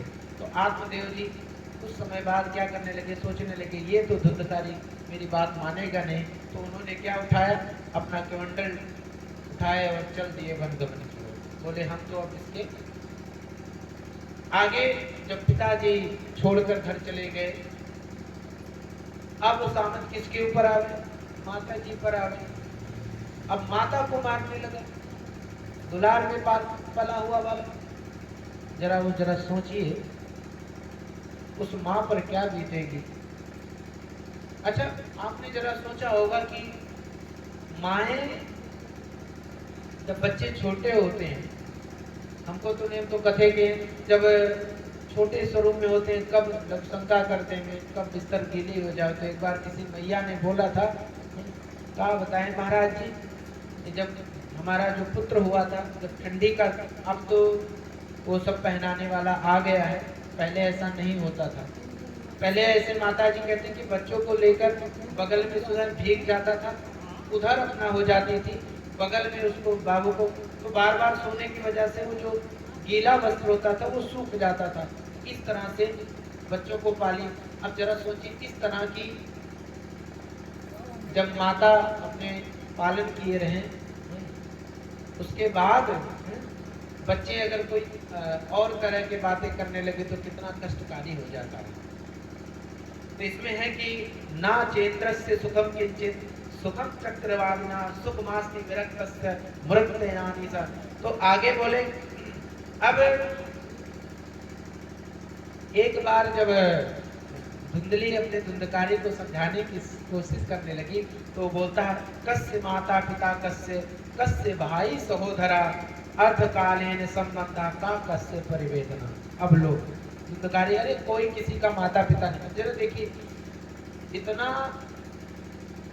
बड़ा दुर्गामी था, लेकिन उसको भी कूटनीति करना आता था। कूटनीति कैसे समझा रहा, वो करा कि कस्य माता पिता, कौन किसका माता है कौन किसका पिता है, हमको भी नहीं पता कि आप कब हमारी माता हो सकता है पिछले जन्म में हम आपकी माता हो, हम आपके पिता हो, तो ये क्यों कह रहे हो कि तुम मेरे पुत्र हो। अब देखिए जैसे अब ये तो थोड़ा ना बात हुई कि जब माता पिता अपने बच्चों को समझाने लगे तो श्रीमद् भागवत में गीता का वो उठा के श्लोक है कि भगवान जी को कृष्ण ने बोला, वासांस जियान, ये मानव शरीर एक कपड़े के समान है, एक कपड़ा जैसे उतार के दूसरे कपड़े में, ये उनको मत दो। अब पता चले कृष्ण भगवान की वो सीख देने ले जाओ कि हे, अब जरा सोचिए, भगवान ने बोला अर्जुन को समझाते हैं, अर्जुन को समझाते हैं कि ये जो सामने अपने पिता माँ और लोगों को, भाइयों को देख रहे हो, ये पता नहीं किस किस जन्म में क्या क्या हो सकता है। तुम इनके कुछ रहे हो, तुम इनके माता पिता रहे हो, तुम इनके भाई रहे हो, इसे कुछ नहीं होने वाला है। अब यही चीज ज्ञान बच्चा अपनी माँ को देने लगे कि देखो माता जी, पिछले जन्म में आपको भी नहीं पता, हमको भी नहीं पता, हो सकता है हम आपका पालन किए हो, इसलिए इस जन्म में तुम मुझे पालन कीजिए। कुतर्क है। आजकल लोग क्या करने लगे हैं, धर्म शास्त्रों को भी कुतर्क तरीके से करने लगे हैं, पेश करने लगे हैं। तो ये भी रोकना इसका जरूरत है। तो कस्य माता पिता, कस्य भाई सहोदरा, इस तरह से जब बोलते कि बहुत पसारा मत करो कर थोड़े की आस, और बहुत पसारा जिन किया वो भी गए निराश। ज्यादा इस संसार में नहीं, बड़े संतोषी प्रवृत्ति के होने चाहिए कि जन्म दुखम जरा दुखम जाया दुखम पुनः पुनः अंत काले च महान दुख्यम तस्मात् जग्राही पुनः, कि भावना होने लगी कि आत्मदेव जी जो हैं जब वन को चले गए, धुंधकारी अपनी माँ धुंधली पर जब और अत्याचार करने लगा, एक दिन क्या हुआ, धुंधकारी खुद इतना माँ को परेशान किया कि वो धुंधली जो थी, एक सामने एक कुआं था, उस कुएं में कूद कर अपनी जान जाती, अपने प्राणांत कर लेती है परेशान होकर। और धुंधकारी अब तो और हो जाए, कुछ समय बाद बहुत सी वेश्याओं को अपने घर में लाकर रखे रहता है। उन वेश्याओं को बाद में पता चलता है कि ये धुंधकारी जो है ये तो चोर कर रहा है। एक दिन बहुत ज्यादा धन वन लाते हैं, वेश्याओं ने क्या किया, उसी धुंधकारी को मार के क्या कर दिया, सारा धन वन लेके वापस चली गई। अंत में ये बात आई कि धुंधकारी को बहुत अधोगति मृत्यु मिली, और अधोगति मृत्यु होने की वजह से उसको क्या होने लगा, वो प्रेत आत्मा बन गया। अब इसमें कुछ लोगों मानेंगे कि प्रेत आत्मा ऐसी आत्मा है जो जैसे कभी कभी होता है ना कि हमें दिखाई ना पड़े लेकिन रहें उस घर में प्रेत आत्मा। तो अब गोकर्ण जी क्या थे, गोकर्ण भगवान जब बुद्धि आ गई तो तीर्थाटन के लिए निकले। अब घूमते घूमते क्या करेंगे, उनको बाद में किसी तरह पता चला कि मेरा जो भाई है उसकी मृत्यु हो गई है, तो उन्होंने क्या कर दिया, उन्होंने गया जाकर उसका पिंड दान कर दिया, सारा जो नियमों होता है वो सारा कार्य किया। अब करते करते एक बार जब घर आते हैं तो घर में क्या हुआ, इसमें है कि वो धुंधकारी जो है ना अलग अलग रूपों में, जैसे पितुर परंते ते जननी ताड़िता ने विषम कौचित तिष्ठ ब्रोहिम कन्ये सुतोयर्थ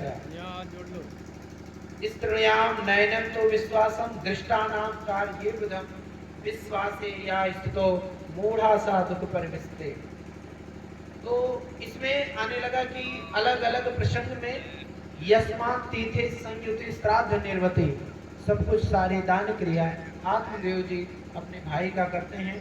और जब ग्रह पर आते हैं तो बड़ा रमणीय की ये प्रसंग आता है कि वो एकांत में सोए रहते हैं गोकर्ण जी, और वहीं पर एक बात आती है, जरा देखेगा भागवत का श्लोक का है कि एव पृष्ठादरम तेना रोगौ दैत्ये पुनः पुनः, एक रोने की आवाज आ रही है।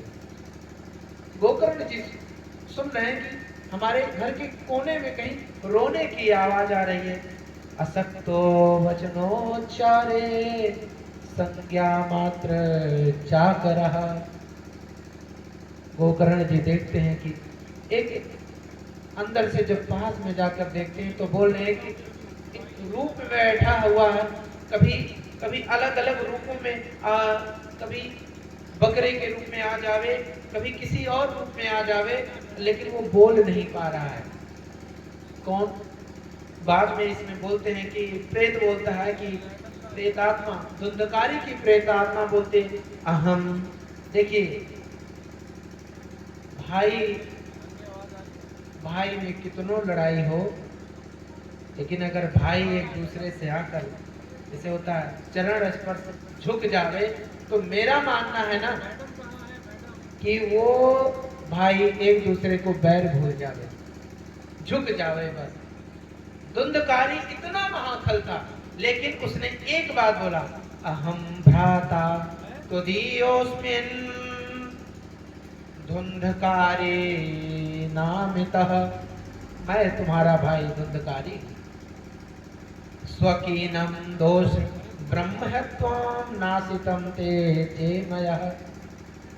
अब गोकर्ण जी के मन में प्रश्न आया कि ये तुम प्रेत आत्मा क्यों हो?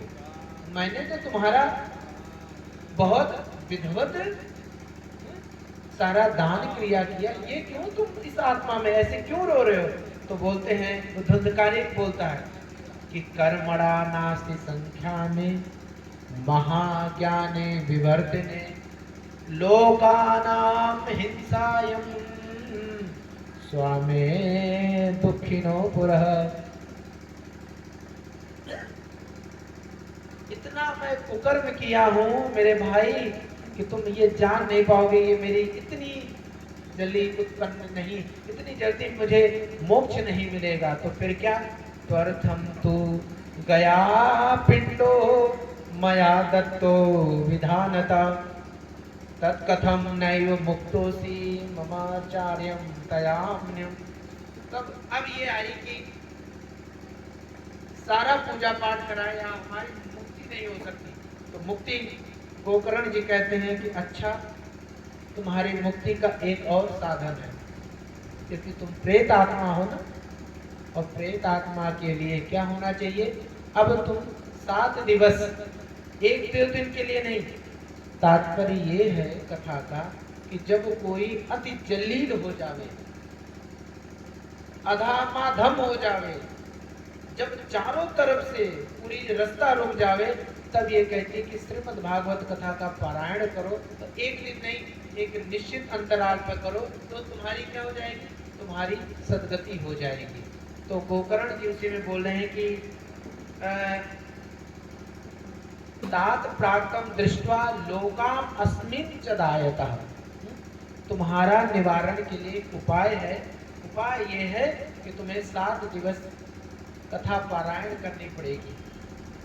अब धुंधकारी तो प्रेत आत्मा, प्रेत आत्मा कैसे? तो जब आप ये देखेंगे, बांस की 7 की सरकंडी बनी हुई गाड़ी हुई रखी है, और जानते हैं इसलिए अब बीच में आपका ये भाव आएगा कि ये बताइए कि सारे लोग में ये आखिर ये बांस के 7 गांठे से ये धुंधकारी क्यों बनाए जाते हैं? आप जब भी व्यास मंच से कोई कथा कि धुंधकारी जी को जरूर बनाया जाता है, क्यों? इसलिए बनाया जाता है कि धुंधकारी ने एक बात बोला कि जहां भी भागवत कथा चलेगी, चाहे सुनने वाले हों चाहे ना हो, अरे सुनो, मैं जरूर रहूंगा। इसीलिए उसको बनाया जाता है, क्योंकि आज के पर्यंत में पता है, लोकोपचार की दृष्टि से पता है, लोग क्या है, समाज में है, जल्दी क्या होती है, भाव नहीं आ पाता। तो चलो वो नहीं, तो धुंधकारी के रूप में बैठा हुआ है, और इस धुंधकारी में 7 गांठें होती हैं।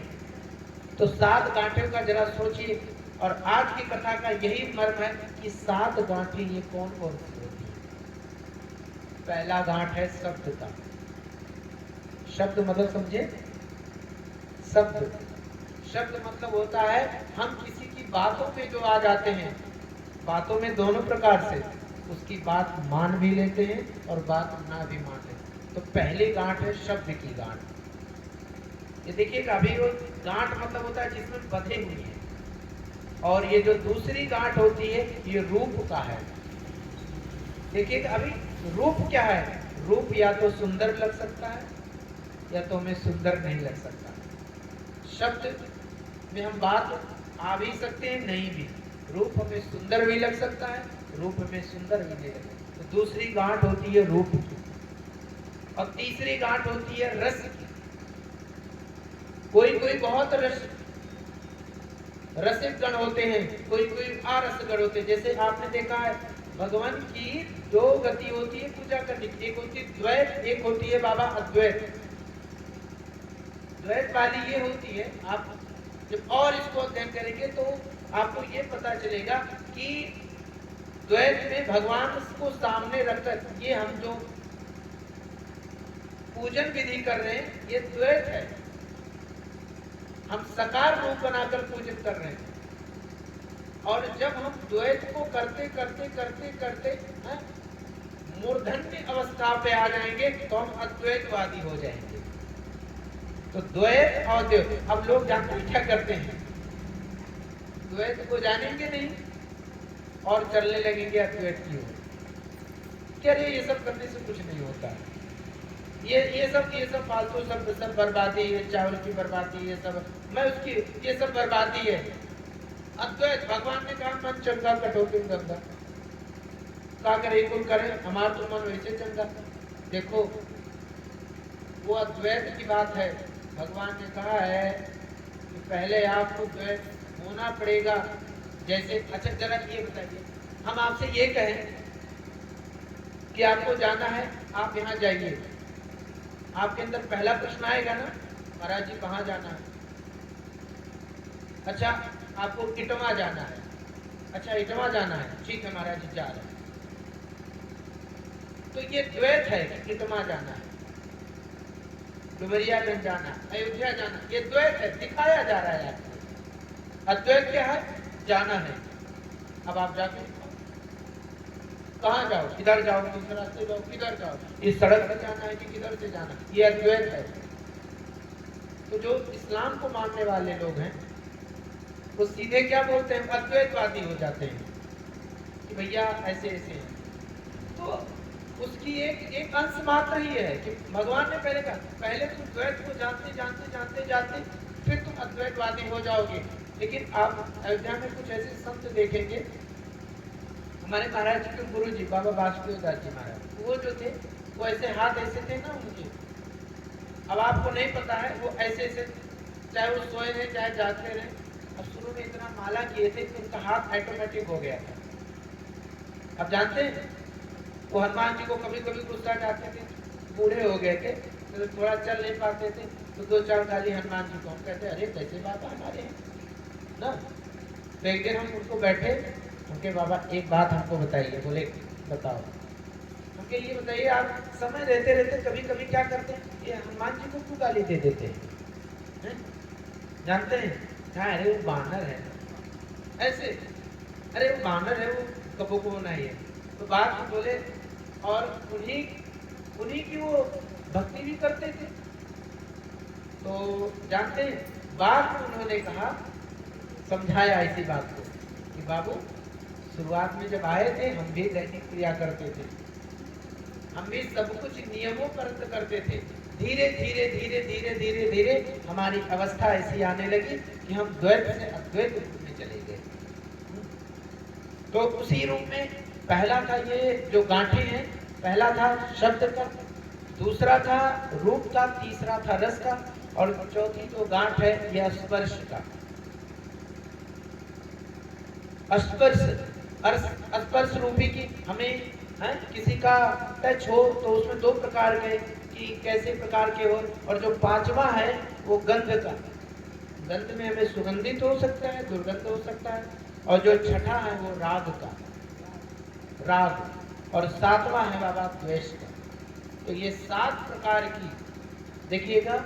अब इसमें धुंधकारी में ये 7 प्रकार के अवगुण थे, और ये 7 प्रकार के अवगुणों से इसीलिए धुंधकारी की ये 7 गांठें बनाई गई, एक एक दिन में कथाओं में, एक एक में। अब एक बार हम कथा ऐसे ऐसे में करते, बेलवा राम बेलवा है इधर एक जी पढ़ता उधर, तो उसमें देखिए अलग अलग प्रश्न आते हैं। उसमें एक लोग ने कहा कि महाराज जी ये बताइए, ये गांठ है उसमें तो फूट जाना चाहिए, उसमें तो भागवत कथा में लिखा कि 7 दिवस में एक एक दिन पर एक एक गांठें फूट गई, और प्रेतात्मा जो धुंधकारी था उसको इस प्रेतात्मा से मुक्ति मिल गई। तो ये बताइए आप जो बनाए हैं ये क्यों नहीं फूटी? ये क्यों नहीं फूटे? उसी पर एक ये है कि हम सब क्या हैं, एक अवलंब रूपी मात्र हैं। धीरे धीरे धीरे धीरे जब इसमें करते जाएंगे ना, तो सारी चीजों का बाबा मर्म समझ में आने लगेगा। कभी कभी क्या होता है, हमने आपसे कहा है कि कुछ चीजें हमें तुरंत तात्क्षणिक नहीं मिलती हैं। तो गोकर्ण भगवान ने फिर क्या किया, उनको अपने भाई को श्रीमद् भागवत का पारायण कराया। तो उसमें कहा है कि वैष्णव ब्राह्मणम मुखम श्रोतारम परिकल्पनम। तो इसमें है कि प्रथम स्कंदता अस्पष्ट माखाम धेनुर्जतः दिदंताने रक्षिता कथा क्रम च बभूव द्वितीयं स्वयं चारे तृतीयं ग्रंथि वेदनम। ऐसे ऐसे करके एक एक दिन की कथा जैसे होने लगी। जो सामने रखा हुआ जो ग्रंथि थी, जो धुंधकारी रूप में बांस के रूप में बैठा हुआ था, एक एक करके मुक्त हो गए। और दिव्य रूप धरो जातस्ति मंडिता पीतवासा घनश्याम भृगटी है कुंडिला।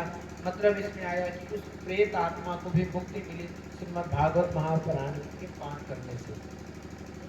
अब आज के इस कलयुग में दो कथाएं इसी में आई कि नारद भक्ति संवाद, दूसरा है गोकर्ण पाख्यान, और तीसरी बात आई कि हमें कथा सुननी कैसी चाहिए। उसी पर है कि कथा के सुनने में लिखा है कि विवाहे यादृशं वृत्तम तादृशं परिकल्पते नभस्य आसनी याजो मार्ग शीर्षु। कि जैसे विवाह, जब कन्या का विवाह करते हैं, जिस हिसाब से हमें आयोजन करने होते हैं, उस हिसाब से हमें कहीं ना कहीं इसका आयोजन के लिए हमें पहले से पूर्व ग्रहित होना चाहिए, सब कुछ तैयारी के साथ करना चाहिए। फिर विरक्तो वैष्णो विप्रो वेद शास्त्र विशुद्ध कृता दृष्टांत कुशलो धीरो वक्ता।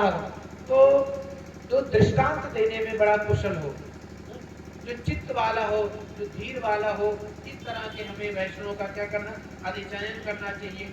सुख रूप प्रबोधन सर्व शास्त्र विदारदा एतत् कथा प्रकाशे अध ज्ञानम विनाशया। अब यहाँ पर जो हम हमेशा बोलते हैं कि लिखा भोजनम तु वरम मन्ये कथा श्रवण कारक। इसी श्लोक से आपको बोल रहे हैं कि हम कहते हैं कि अगर आपको दवा लेनी तो समय पर दवा लेके भी कहा है नोपवासो वरम प्रोक्ता कथा वृद्धि करोगे। समर्थ अनुसार जैसा आपका शरीर करे, उसमें तो अलग अलग है। कुछ लोग कहते हैं कि साथ घी पीकर कथा सुनो, बाबा है प्रश्न। बोलते हैं कुछ वायु पीकर कथा सुनो, कुछ बोलते हैं नहीं अगर कुछ ना हो तो फलाहार करके रहो। कुछ लोग अच्छा ये भी नहीं होता तो एक टाइम भोजन करो। कुछ कहते हैं अच्छा भोजन ना कर पाओ तो काम करो, कम से कम और चीजों को वर्जित कर दो, लहसुन प्याज और तामसिक चीजों को बड़ा वर्जित करके वो चीज करो। बात होना चाहिए बाबा कथा सामर्थ्य अनुसार होना चाहिए कि भोजनम तो वरम मन्ये कथा श्रवणम कारकम सप्त व्रतीनाम पुंसाम निमश्चाणुजुम नारदः। इस हिसाब से आपको कथा पारायण करनी चाहिए। और एक चीज और है कि कथा में हमेशा ये भाव होना चाहिए कि व्यास पीठ में जो भी देखिए, जब आपके घर में किसी पुत्री का जन्म होता है तो आप उसको संस्कार सिखाते हैं कि बेटा ये इनके पैर छू, और जब उसी का विवाह करते हैं तो सारे लोग उसका पैर छूते हैं। अब जरा यहीं पे तो जब भी हम हमेशा कहते हैं कि हनुमानगढ़ी में जब कभी प्रसाद चढ़ाते वक्त है तो कभी कभी लोग वहाँ पे जो पुजारी थी उनका पैर छूते हैं। मैं उन बच्चे को समझाता करता हूँ कि सुनो, वो तुम्हारा पैर नहीं छू रही, ये बात गलत फहमी में तुम मत रहे, वो भगवान का छू रहे हैं।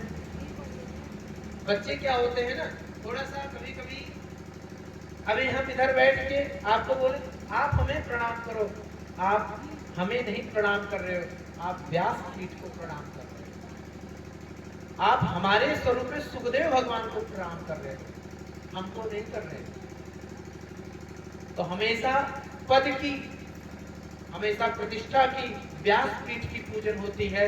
यही समझाने का तात्पर्य है कि कि किसकी क्या अहमियत है, किसकी क्या उद्गति है, किसकी क्या पद है, उसकी तो सुखस्य स्थाने तो बोला गया कि जब भी आपको कथा सुने तो आप उनका श्रवण करें कि जिसे श्रीमद् भागवत की कथा प्राण हो। अब यहाँ पर एक आया कि ये 6 अध्याय में शुरुआत में है कि महात्मा की कथा है, और उसके बाद हम प्रथम स्कंद में जब प्रवेश करेंगे तो प्रथम स्कंद में प्रवेश में पहला दृष्टांत यही आया कि जन्मादस्ति यतो वन्व्यादित स्वशिष्य स्वराटा। भाव आया कि व्यास जी ने भागवत का निर्माण किया, तो इसका अर्थ था कि भगवता प्रोक्ताम भागवतम, भगवता प्रोक्ताम भागवत मतलब भगवान का कहा हुआ ही भागवत। अब बगल में बैठी थी माता लक्ष्मी, बोली ये बताइए आपने भागवत में तो सृजन कर दिया, इसमें मेरा नाम कहाँ? तो व्यास जी समझाते हैं ना कि भगवत्या प्रोक्ताम, ना कि भगवती का कहा हुआ ही भागवत है। तो अब देखिए इसमें बड़ा रोचक ये प्रसंग आ जाता है कि भगवती का कहा हुआ भागवत है, लेकिन मन में एक विक्षेप आ गई कि देखिए व्यास जी हमको ज्यादा व्याकरण का ज्ञान नहीं है, आपने भागवत का सृजन कर दिया लेकिन इसमें हमारा नाम कहीं नहीं है। तब जाके स्पष्ट नाम करने के लिए इसी में लिखा गया श्रीमद् भागवत। ये जो श्री शब्द है ये लक्ष्मी जी का आह्वान है कि इसमें माता लक्ष्मी जी का है, इसका जो पूरा नाम हुआ श्रीमद् भागवत, मतलब है श्री मतलब लक्ष्मी और भागवत मतलब है भगवान का कहा हुआ। मतलब भागवत क्या है, भागवत में भगवान की जो बातें कही गई हैं वो है। इसी में आया कि प्रथम स्कंद में अब देखिएगा कथा की प्रथम अध्याय में सूत और सौनकादि ऋषियों का प्रश्न होता है। प्रश्न कैसा? सूत सनकाद की, देखिए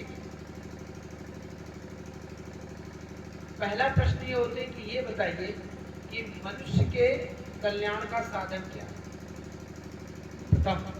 दूसरा ये हुआ कि आज के समय में जो मनुष्य हैं, ये मैं प्रथम अध्याय का पूरा सार बता रहा हूँ कि सूत और सौनकादि ऋषियों का प्रश्न में सार क्या है। तो सार ये है कि आज का जो मनुष्य है वो बड़ा आलसी हो गया है, बड़ा अल्पायु हो गया है। समाधान क्या है इसका? तीसरा प्रश्न जो है कि भगवान अलग अलग धर्म ग्रंथ हैं, किस धर्म ग्रंथ को पढ़ने से सन्मार्ग मिलेगा? हर धर्म ग्रंथ, कोई कहता है बाबा सत्यनारायण की कथा सुन, कोई कहता भागवत कथा कर, कोई कहता रुद्राभिषेक करा, कोई सचंडी महायज्ञ कराए। इसी में प्रश्न आया कि ये बताइए कि भगवान को किस कार्य करने में ना भगवान मिलते हैं। अब देखिए ये प्रश्न ही ऐसे प्रश्न हैं जो अंदर से विक्षेप करें कि हाँ ये बात तो सही है। और दूसरी ये बताइए है कि इसमें कि भगवान के ये अवतार क्यों हुए, अलग अलग अवतार। भगवान तो इतना समर्थमान है, इतना समर्थमान है कि वो जो चाहे सो कर सकता है, ये अवतार क्यों लेने की जरूरत है। और जो सबसे अंतिम प्रश्न ये होता है कि जब भगवान इस लोक में है ही नहीं तब फिर धर्म कहाँ रहता है। तो यही प्रश्न, इसी प्रश्न का उत्तर सूत और सौनकादि ऋषियों से पूछते हैं कि बताइए ऋषि, ये सौनकादि ऋषि पूछते हैं कि इसका निवारण क्या है। और इस सारों का निवारण के लिए इसी में है कि तत्र संचायम स्मान अनिश्चायम तमे मही प्राण अल्पासु सभ्या कालिस वासना वेदना।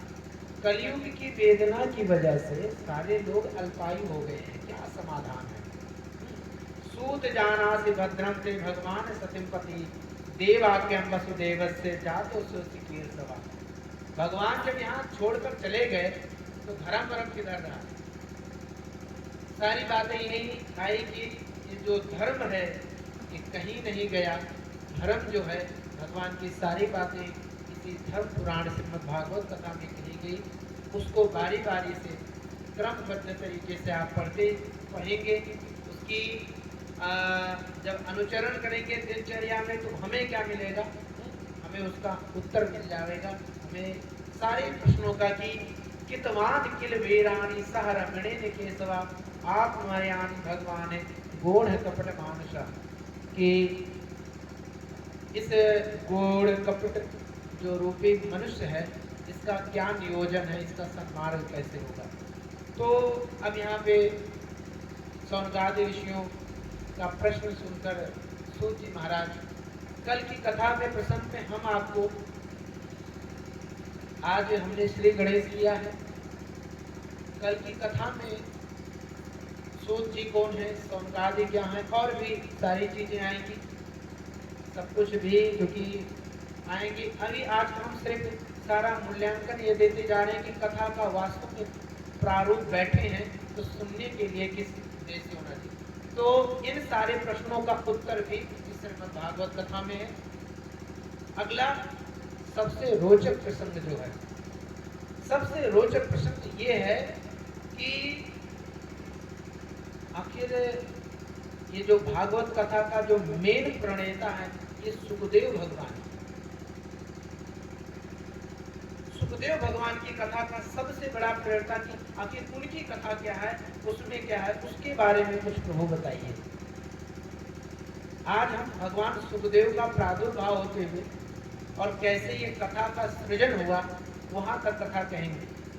वैसे व्यास मंच पे जब बैठ जाते हैं बाबा तो हम आपको बताएं, इधर आलस, थकान, धारा प्रवाह से अलग अलग चलते रहते हैं तो बनाने में इधर से कुछ नहीं होने लगता। लेकिन एक आश्वस्ता वो सब चीज से होती है कि हर दिन में एक चीज मैं आपसे जरूर अंतिम दिन कथा में पूछूंगी कि चार हम भी कुछ प्रश्न आपसे करेंगे, उन चीजों को बस सीख लीजिएगा, ये समझ जाएंगे कि भागवत आपके सुनने का अर्थ है, क्योंकि हर चीजें नहीं मिल सकती। अब ये कथा का जो मेन प्रणेता है उसकी क्या है, उसकी व्याख्या क्या है। तो ये कथा भगवान सुखदेव जी ने, अब जरा सोचिए, विचार करिए, वेद व्यास की पत्नी के गर्भ में 12 वर्ष तक एक बालक फट करके बैठ गया। 12 वर्ष तक। अब जरा ये भी बड़ा क्रांतिकारी है क्या है? आजकल तो हमने सुना है 9 महीने में बच्चा बाहर नहीं आया तो मर जाए। 12 वर्ष तक कैसे अंदर जीवित रहा? योग माया से।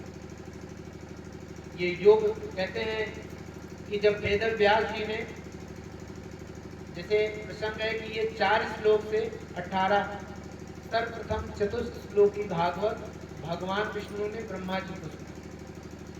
4 बातें कि काम करो, मैं सुना दे रहा हूं और तुम अब पालन करो। फिर वही 4 श्लोक का वेद व्यास ने, उन्होंने क्या किया, 18,000 श्लोकों का निर्माण किया। तो कहते हैं कि जब श्लोकों का निर्माण कर रहे थे तो अंदर बैठे हुए सुखदेव भगवान बोलते हैं, पिताजी थोड़ा सा मात्रा गलत हो गया, ठीक करो। वेद व्यास जी कहते थे, ओ सो इतना प्रभावशाली पुत्र, माँ के गर्भ से ही बता रहा है कि पिताजी ये थोड़ा मात्रा कृष्णा नहीं कृष्णा है। तो वेद व्यास जी भी पहली बार अंदर से हो गए कि अब मिला है शेर को सवा शेर।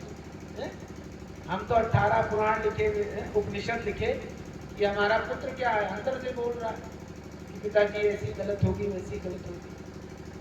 अब सुखदेव भगवान इस बात से अडिग थे कि प्रभु अगर मैं पैदा हो गया तो आपकी माया मुझे घेर लेगी,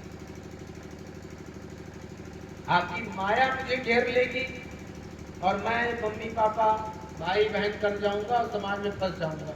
मुझे पता है जब तक गर्भ में हूं, आगे आएगी कथा में तो कपिल भगवान गर्भ के बारे में वर्णन करते हैं, तो कहते हैं कि गर्भस्थ दुखम महादुखम, बोलते गर्भ में जब अंदर प्राणी को सब पता रहता है कहाँ से आया हूँ कहाँ, जब तक पेट में है, और कहते हैं जैसे वो बाहर आवे वैसे उसको सब कुछ भूल जाता है तुरंत। तो जब तक अंदर, तो सुखदेव भगवान कहते हैं कि नहीं, हम जब तक आप इस गर्भ में हैं प्रभु, भगवान उसको उलाना देते हैं, खूब सब बताते हैं कि काम करो बेटा। भगवान वहां पे जरूर कॉल देते हैं, वचन देते हैं कि सुनो तुम बाहर जाओ, तुमको चिंता मत करो, मैं हूं तुम्हारे साथ। वहां भागवत रखा है, मंदिर बने हुए, तुम पूजा पाठ करोगे, तुम बजोगे नहीं। सुखदेव जी कहते हैं ये सब माया का नहीं चलेगा, जब तक आप मुझे आकर वरदान नहीं दोगे मैं बाहर नहीं आऊंगा। अंदर एक बालक, गर्भ में बालक भगवान की प्रार्थना कर रहा है, इधर माता प्रार्थना कर रही है कि 12 वर्षों तक मैं कहा प्रभु निकलो। उधर पिताजी, बालक निकल नहीं रहा। तीन जब तपस्या करते तब भगवान गर्भ में जाते हैं और सुखदेव भगवान को आशीर्वचन देते हैं, ठीक है जाओ और तुमको हमारी माया नहीं घेरेगी। अब बताइए, जब भगवान से आशीर्वचन मिलता है, सुखदेव भगवान का प्रादुर्भाव होता है और कहते हैं कि जैसे सुखदेव भगवान इस धराधाम में आते हैं ना, तैसे क्या किए, चल दिए उठ के। माता जी तो लेटी नहीं, इधर पुत्र पैदा हुए और उठ के चल दिए। वेद व्यास जी ध्यान लगाए सो बैठे रहे, उनका केवंडल लिए चल दिए आगे। अब ये सुखदेव भगवान थे।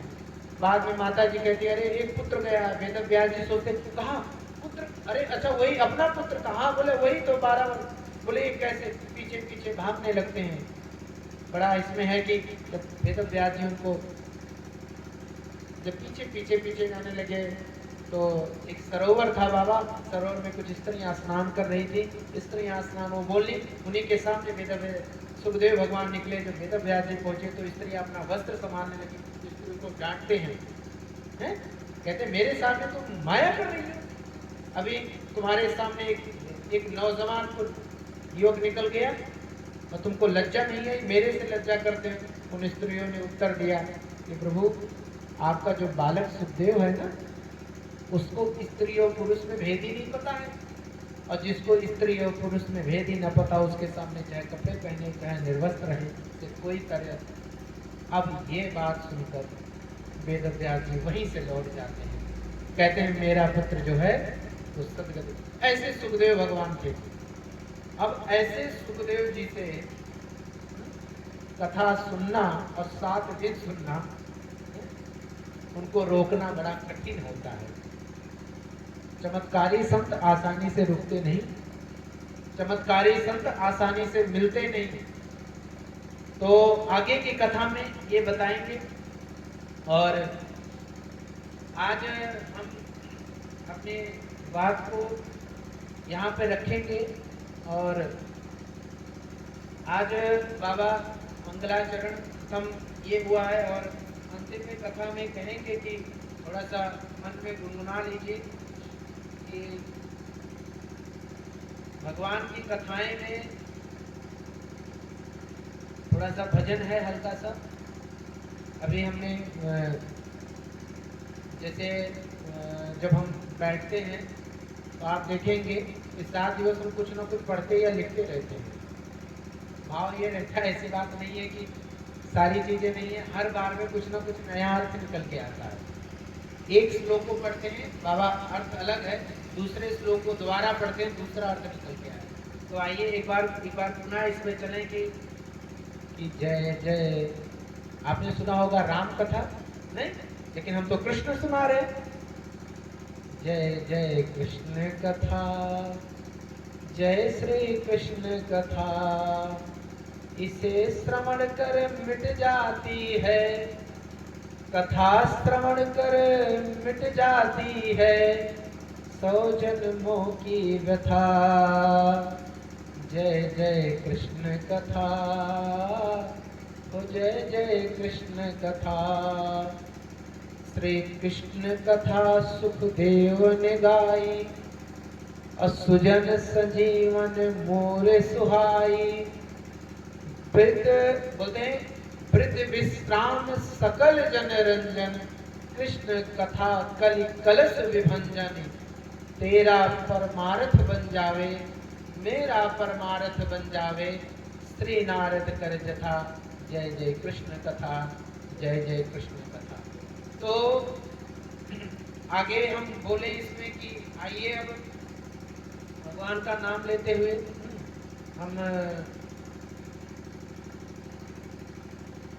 आरती की ओर बढ़ेंगे। और एक चीज और है कि मन से कभी कभी हमेशा गाया करेंगे कि प्रभु, जैसे राधा राधा राधा एक मंत्र जाप मम दृढ़ विश्वासा की तरह विश्वास रखकर हम अपने मन को, वाणी को पवित्र करते हुए अब हम आरती की ओर बाबा करेंगे। आरती की ओर रखिए।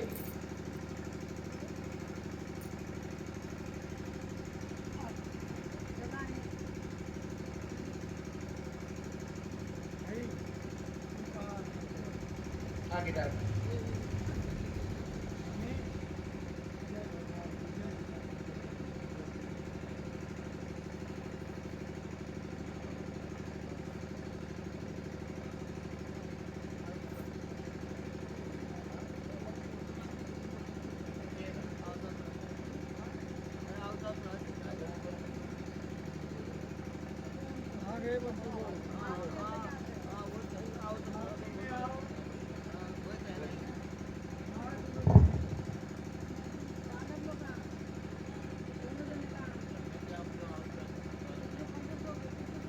हेलो।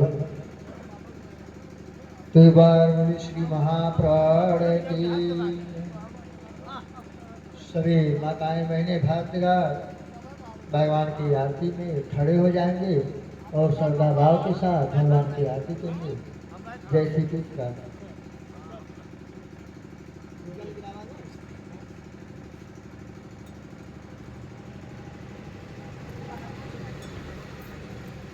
हेलो।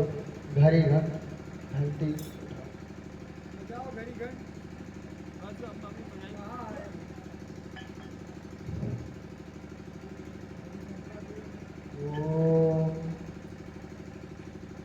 ओम शांताकारं भुजगशयनं पदवाभ्यं सुरेशं विश्वाधारं गगनशयनं मेघवर्णं शुभांगं श्रीलक्ष्मीकान्तं कमलनयनं योगविनाशकारिणं वन्दे विष्णु भवहरीश्वरवलोकनाथं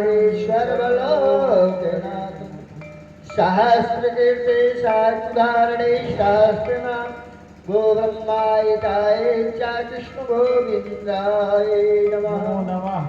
एक बार विष्णु भगवान की जय।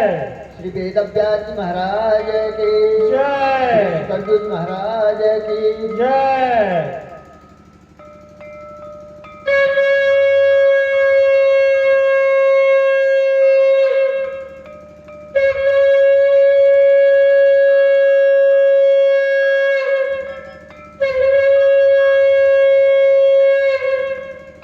गणेश भगवान की जय। जय गणेश जय गणेश जय गणेश।